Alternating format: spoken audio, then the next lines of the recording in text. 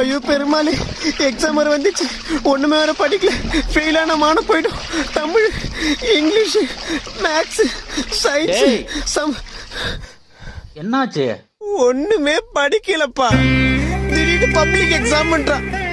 சரி படிக்கலன்னு புக்க திறந்தா பெரிய பெரிய பேராகிராஃப்.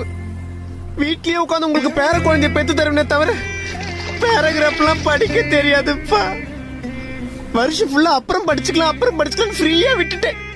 இப்ப திடீர்னு எக்ஸாம் வந்துருச்சு. 100க்கு 35 மார்க் எடுத்தாதான் பாஸ்ங்கிறான்.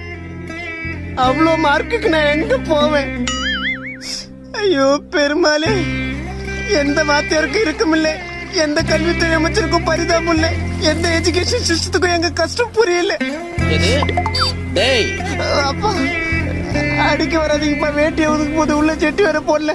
எந்த சிஎம் கொரோனா நாள் பாஸ் பண்ணிட்டா நல்லா இருக்கும்.